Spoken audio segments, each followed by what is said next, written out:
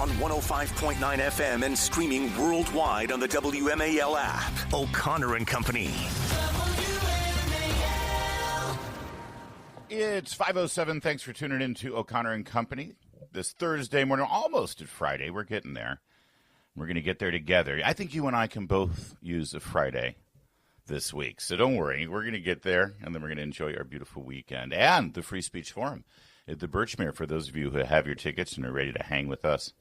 Coming up at 7:35, we're going to speak with Nick Minnock, ABC 7. He's got that story out of Fairfax County High School where there was a stabbing yesterday. This, of course, at the same time Fairfax County schools are going way over budget and demanding that you pony up more taxes to pay for a school system that doesn't really put your kids as the primary focus. Interesting strategy. Let's see how it works out for Fairfax County. Also at 8:05, KT McFarland is going to join us as Trump signaled yesterday that things have moved much closer with regard to a peace between Russia and Ukraine. And then at 8:35, our pal Adam Gillette, Accuracy in Media, who's been fighting the good fight against anti-Semitism at the Ivies. This as a brand new encampment begins at Yale. That's coming up at 8:35. Good Thursday morning to you. It's Larry O'Connor here on O'Connor and Company. You know, yesterday we had such a loaded day on our schedule, and we didn't have the time to really ease in and settle into the Supreme Court arguments over the Montgomery County highly sexualized curriculum for kindergartners and pre-K students. In fact, the way this story is being reported over the books that are used in their curriculum, you don't really hear the sexual nature of the materials involved. I remember the fights over same-sex marriage. You remember the arguments about same-sex marriage, don't you? Where we were to listen, these are two adults. What did Keith Olbermann say in his famous monologue that went viral back before things would go viral? Although I'll tell you, Keith Olbermann has a history of going viral in ways that aren't very popular. Keith Olbermann used to say, that's really all about love. This is really just about love. It was sort of an end of argument line, right? How do you argue with somebody who's standing up for love, right? If you're against love, well, that's rather unchristian-like of you, isn't it? And love is something that is really sort of hard to define if you think about it. You feel love. You know what love is when you're in it and when you feel it. But how do you have a political, fact-based, logical argument with somebody when the basis of that argument has been redefined to be about love? Very difficult. And in many respects, that's why conservatives lost the argument over same-sex marriage. It should be made clear, though, we didn't lose it with the public. Every single time a ballot initiative was put before the American people over same-sex marriage, the proponents of traditional definitions of marriage always won. And I mean always. Even in the state of California in 2008, when an overwhelming number of voters came to the ballot box to vote for Barack Obama for a transcendent new reimagining of America under our community organizer-in-chief, those same Californians still voted to affirm the definition of marriage being one man, one woman. That was Proposition 8 in California. It made some headlines. But no matter, eventually the Supreme Court did redefine the definition of marriage, and the argument was it's about love. We were also told that this was really just so two adults who were in love could, enjoy Social Security benefits or visit each other in the hospital. Why don't you want someone to visit their dying loved one in the hospital, you evil conservative? And I remember being a rather tolerant conservative at the time, a gentleman, I refer to myself as a gentleman here if you don't mind, a gentleman who came from the entertainment industry, not just the entertainment industry, the theater industry. And by the way, a gentleman who had a gay uncle who I knew and loved my entire life, who I actually visited at his bedside as he was dying from AIDS during the AIDS epidemic in the late 80s. I was the only family member living in New York as my uncle died of AIDS, so I visited him often and saw the tragedy of that horrific disease.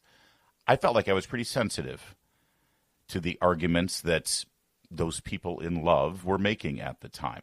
They were my family members. They were my workmates. So I got it. I did.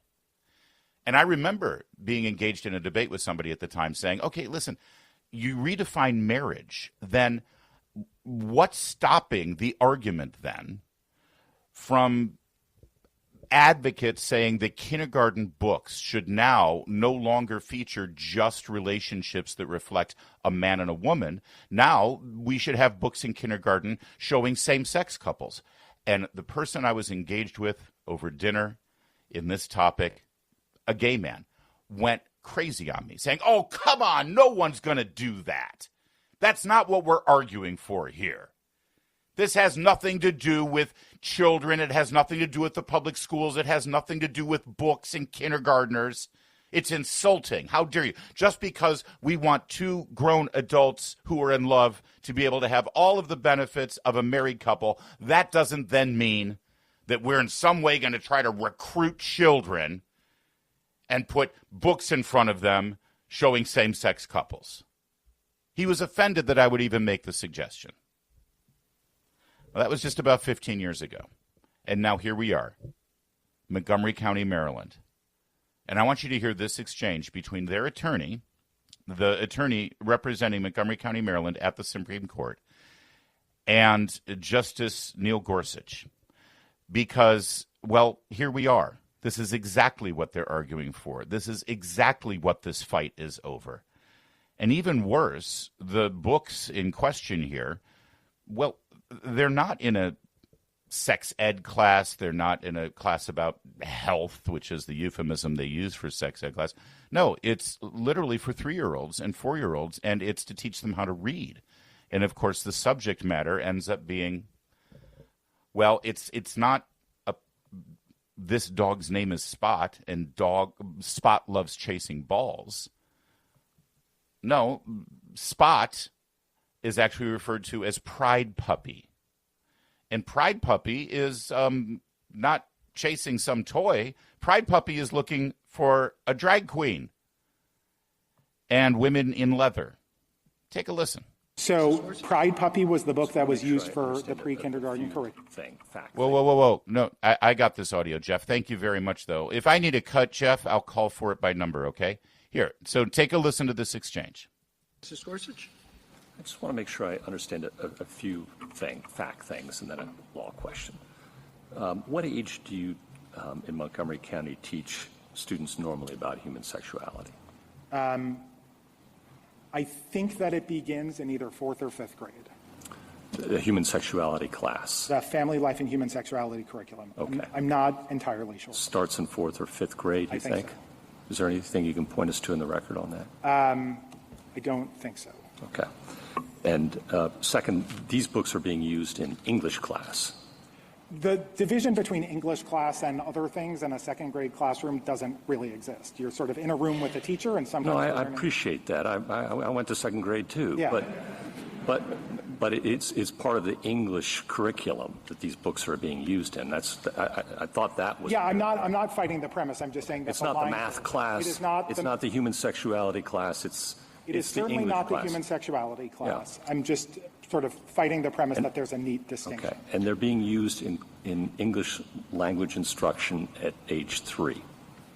Some of them. So Pride Puppy was the book that was used for the pre-kindergarten curriculum. That's no longer in the curriculum. That's the one where they are. All right, so we're going to get into the details of Pride Puppy, but you heard the premise there, and you heard the lawyer trying to stall for time, argue and define terms with regard to whether it's in an English class while they're in the same classroom. And, of course, Neil Gorsuch understands. That's a lawyer who knows where the conversation's going, and he doesn't like where it's headed, and so he's trying to stall for time, play out the clock, prevent defense, and argue over things that are meaningless, because he knows the contents of that book is about to be exposed. We're going to talk about the contents of these books because that's been lost in all of the coverage, and I mean all of the coverage. They don't want you to know what's in the books. They just want to talk about religious freedom and religious fanatics who are trying to inject their faith into the classroom, and that's not what this is about. This is about the contents of the book that Montgomery County, Maryland, and the organized left in this country want to put in front of your 3-year-old, a 3-year-old who is trapped in the public schools, a 3-year-old who actually can't get out of the public schools. WMAL, making sense of the news. Live from the Home Paramount Pest Control Studios. Home Paramount, the leader in pest control since 1939. So we're revisiting the arguments that took place on Tuesday at the Supreme Court. This has to do with the curriculum in the Montgomery County school system used, as you just heard, for 3-year-olds. Now, not for human sexuality. Oh, no.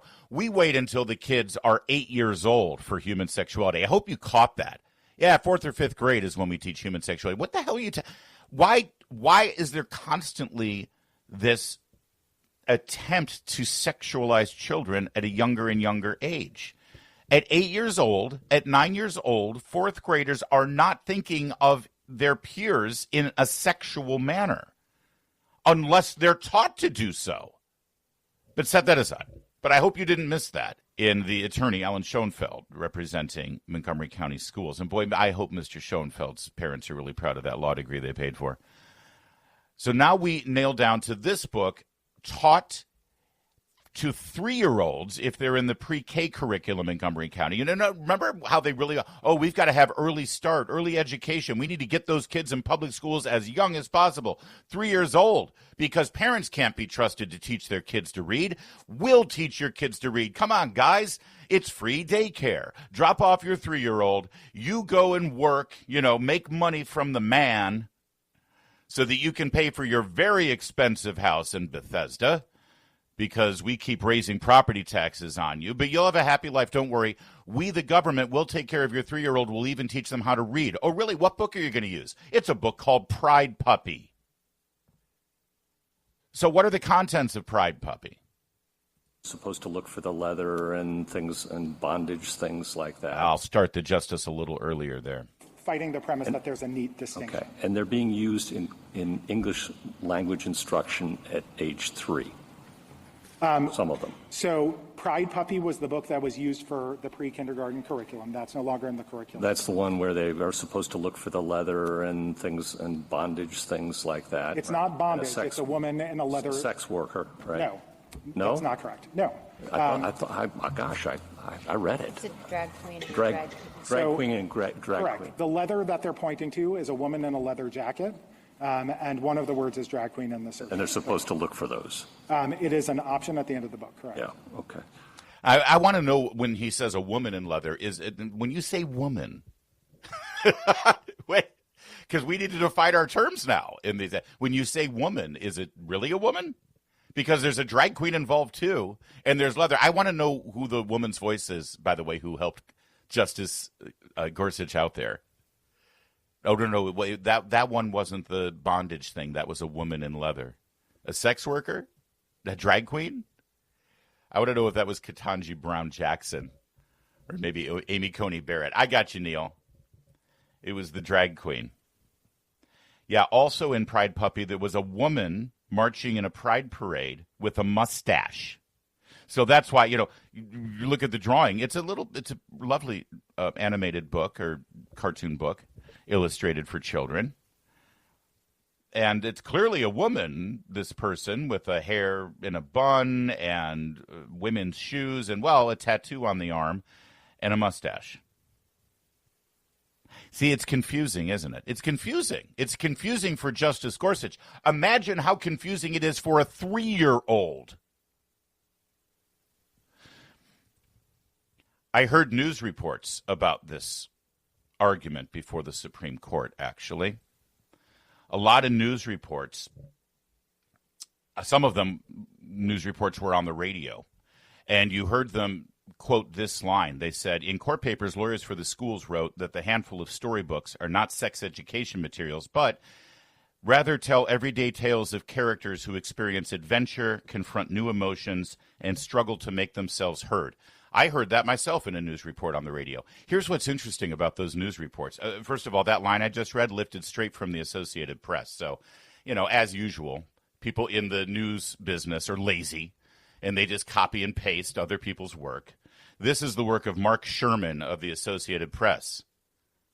But a lot of these reports who make that statement that, lawyers say that this is just stories that tell everyday tales of characters who experience adventure, confront new emotions, and struggle to make themselves heard. See, you conservatives, you're against children hearing stories about everyday characters who experience adventure, confront new emotions, and struggle to make themselves heard.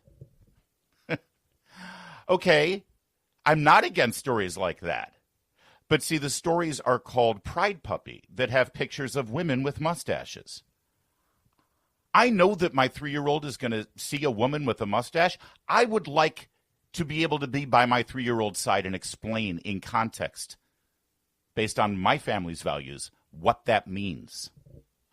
The headline of the Associated Press article that I'm quoting from, and that you hear repeated in so many news outlets because, again, people in the news business are lazy and just repeat Associated Press copy. The headline is, "A Prince and Knight Fall in Love, and the Supreme Court is asked to intervene." You see, because one of the books is about a prince and a knight falling in love. Exactly the argument I made to my gay friend just 15 years ago about same-sex marriage and the redefinition of marriage. But that headline is really something, isn't it, from the Associated Press? A prince and knight fall in love, and the Supreme Court is asked to intervene, because the Supreme Court is asked to intervene and stop people from being in love. Once again, it's just about love, guys. And a puppy searching for a drag queen and a sex worker in bondage at 3 years old. And that's the school system that you pay for in Montgomery County. And if they have their way in the Supreme Court, it'll be every school system from sea to shining sea. And by talking about this and raising this issue, by pointing out how the media is deceiving you in talking about this story and not really talking about the contents of these books, I'm against love. I'm a hater. I'm a right-wing extremist. And I'm starting a culture war. Once again, we're not starting culture wars. We're finally fighting back in a culture war that was started against us. All right, coming up, Pete Buttigieg. He's grown a beard. He's doing a bro podcast. And he's talking about the adoption of his babies. And, well, it wouldn't be Pete Buttigieg if he wasn't raising racism in the conversation. But then things went sour. Coming up next, Pete Buttigieg's bargain basement black babies. We'll explain next. Now on 105.9 FM and streaming worldwide on the WMAL app. O'Connor and Company. It's 5:36. It's O'Connor and Company. Coming up at 7:35. Nick Minnock of Channel 7 talk about the fight for higher taxes in Fairfax County, and he also covered that stabbing at Fairfax County Potomac High School yesterday. Also at 8:05, KT McFarland, and at 8:35, Adam Gillette, Accuracy Media, on the latest pro-Hamas encampment that is now raging at Yale. My name is Larry O'Connor. Thanks for tuning in here to O'Connor and Company. Pete Buttigieg. Pete Buttigieg wants to run for president. He moved from Indiana. He was the mayor of South Bend, Indiana. That launched his political career. He's like, why is the mayor of the fourth largest city in Indiana, who is like a mediocre dude, doesn't really have much of a track record other than being mayor of South Bend, Indiana, which isn't much of anything. Why are people even halfway considering him as a potential president of the United States? And the answer is, he's gay. I'm sorry, I hate to make it so obvious, but that's literally what it is. I'm just like, what do you got going for you? Well, I'd be the first gay president. Oh, well, done. Take my money. I'll donate to your political cause. That's how Democrats think. Because if you're able to tell a group of Democrat fundraisers, I'm the first X to be an elected official, well, then you win. So Pete Buttigieg had this big run. And listen, here's the thing about Mayor Pete. Mayor Pete reminds every single white suburban liberal woman in America of their favorite gay friend. He's very mild. He's very smiley. He's harmless. And he's served in the Navy. He's got a military record. He claims that he was in combat. I ain't going to argue with him. But I have friends who served in combat who roll their eyes at that. But that's fine. It doesn't matter. I would love to pit his military record against J.D. Vance's if necessary. It's funny about people, conservatives, who have a military record and served in war rarely talk about it unless it's relevant and it comes up. Democrats like Tim Walz, that's all they'll talk about. And I think that's a tell sometimes. But that's Pete Buttigieg. So anyway, he wants to be president. He ends up being Secretary of Treasury, as you know. And everything you ever heard over the 4 years in the Biden administration about the I said Treasury, I meant transportation. It starts with a T. Anything you heard about our transportation infrastructure while Pete Buttigieg was in charge had to do with systemic racism. Remember, famously, he talked about bridges and overpasses in New York that were really built because of racism. Racist bridges and overpasses, folks. So now Pete Buttigieg wants to be president. He moved to Traverse City, Michigan, and that's very important to think of. He moved from South Bend, Indiana to Michigan, but he chose Traverse City. I wonder why. We'll talk about that a little bit here, too. And he recently announced that he will not be running for governor of Michigan. So he's not going to be a carpetbagger, move from Indiana to Michigan, and then run for governor. The fact that he's not running for governor is basically obviously a signal that he's running for president. And as we mentioned yesterday with Elizabeth Warren's disaster on that podcast where she was confronted with her own words about how sharp as a tack Joe Biden was, Pete Buttigieg, like all these Democrats, have learned this weird lesson from 2024, which is you got to go on podcasts. Now, the actual lesson from 2024 is you have to stop being a phony. You have to stop just speaking in talking points. And you have to stop insulting the intelligence of the American voter by just going on 60 Minutes and counting on the editor to make you look good. That's the lesson from 2024. It just happened to manifest through the platform of streaming shows and podcasts, where Donald Trump and J.D. Vance and other Republicans were able to show themselves to be authentic, unvarnished, roughed edges, and where you, the viewer, you, the listener, were able to see the interview in its entirety rather than, 60 Minutes chopping and slicing and dicing and just seeing what some network honcho wants you to see about your candidate. Nevertheless, Pete Buttigieg decided to go on a podcast. Now, the podcast he chose to go on is one of these bro podcasts. That's what they're referred to as. This one in particular, where I had that in my notes just now and then it disappeared. Oh, it's called Flagrant. Flagrant. And it's got 4 dudes. 2 of them are black, 2 of them are white. And they just sit around in chairs and start talking about stuff. And Buttigieg is hanging with the dudes. He's grown a beard. That's how rough and tumble he is now. And then conversation, as it always does with a Democrat, and especially Pete Buttigieg, suddenly turned to racism, systemic inherent racism. And Pete, he decides he can relate. Oh, he's the whitest man you'll ever meet, but he can relate when it comes to racism. Why? Well, because he and his same-sex partner husband adopted 2 black babies or mixed-race babies. So listen to Pete Buttigieg explain racism in the adoption industry. All right, he's going to point out how inherently racist it is. But in telling this story in an unvarnished, unedited way,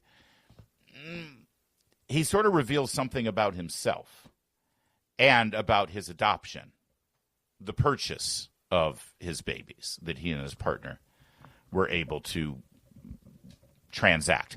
What we're about to listen to is Pete Buttigieg's bargain basement black baby discount. You'll hear it coming up next. It's 5:43. Republicans have been seizing, including in a new Trump ad, on a statement you made saying, quote, anyone who supported this president is at best looking the other way on racism. You've also said that on my show. That's almost 63 million Americans who you're painting with a pretty broad brush. Do you regret saying that at all? No, I'm very concerned about the racial division that this president has fostered. There you go. That's Pete Buttigieg saying that all people who vote for Trump or support Trump are racist, and he's very concerned about racial division. Whenever Pete Buttigieg, first openly gay, yada, yada, yada, yada, even though he isn't the first openly gay man. Rick Grinnell actually was the first openly gay cabinet member. But that doesn't matter. Doesn't matter because he's not a man of the left. So every time Pete Buttigieg, appears in public, it appears he's always got a narrative about race. Here's why, by the way. Remember earlier in the program, I referred to Proposition 8 in California, where the California voters wanted to affirm marriage as being between one man and one woman. That was the year that Obama won the presidency. Overwhelming number of those voters in California that overwhelmingly affirmed in Proposition 8 the traditional definition of marriage were black. You see, traditional black voters in America, not so cool with the whole gay agenda. And so Pete Buttigieg, as an openly gay man, he needs to shore up that cred. So every time he makes a public statement, there's always some sort of racist angle to it because he's got to be down with the cause. So here he is on the Bro podcast here, talking about his adoption. Listen to what happens. Have you thought about when your son gets older, his experience in the world probably different from yours? How would you have those combos with him? Or even, let's say, your daughter, learning to deal with her hair. It's going to be a little difficult. How have you thought about these things? Do they concern you? Yeah, we think about it all the time, and it's not like we have it all. They think about it all the time. They is, by the way, he and his husband, Chasten Buttigieg. He took his husband's name. Come on, Chasten, fight the patriarchy. What the hell is that about? Anyway, yeah, they think about it all the time. Honestly, I want to take these poor children away to protect them from these two men who think about their race all the time. It's your son and daughter. I had mixed race. I still have mixed race children. I rarely think about the fact that they're half Asian. In fact, I only think about it when we're in huge family gatherings and my ex-wife's family is there, like our wedding coming up here. What do you mean you think about it all the time? That's horrible for these children. Don't raise them as black children. Just raise them as your loving children. All right, that's fine. He's a liberal. Go ahead, Pete. Tell us all about it. I'll figure it out. So we were in.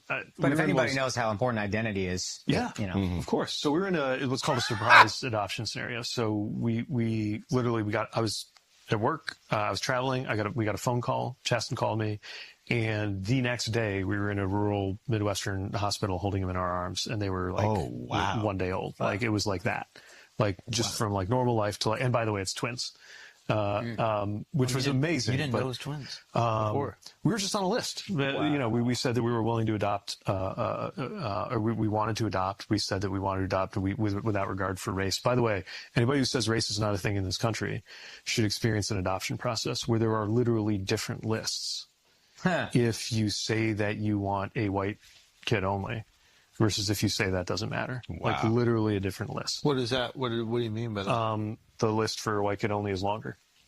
And not only that, there was actually a discount, or you didn't have to pay a deposit on the fee. Discount. This is how it works. Yeah. There's a discount if you're willing to take a black baby, says Pete Buttigieg, which he was. So he got a deal. He got a bargain. And he suggests that because there is a longer list of white parents who want to raise children of their race, that in some way is racist. Pete Buttigieg is out here virtue signaling, saying, look at me, I didn't care. Didn't bother me. I don't think about race. Are you kidding me? He only thinks about race. In fact, I would suggest that there was probably an inner monologue, if not an outward conversation with his husband, Chasten, about whether they should be open to a mixed-race child or not, because if they end up adopting two white babies, they may look racist. We can't have that. Suggesting that because the huge majority of parents who are looking to adopt happen to be white. By the way, I'd love to know how many of those white couples are of same-sex marriages as well, by the way, who biologically can't have their own children. And that those white parents have been told and indoctrinated, or in whatever way, based on the preamble of this conversation, that identity matters, that race matters, that all of these things are so important, that those parents go in saying, oh, yeah, well, we probably shouldn't raise black children because identity is so important. We don't want to be stigmatizing black children because they have white parents. We don't want to be a part of that. But there's a lot involved here.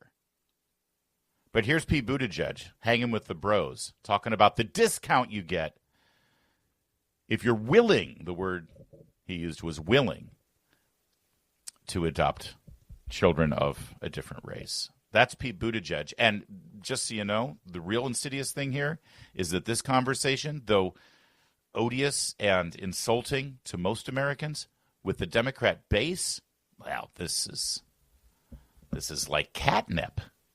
He's your front runner, folks. Keep an eye on him. It's 5:54.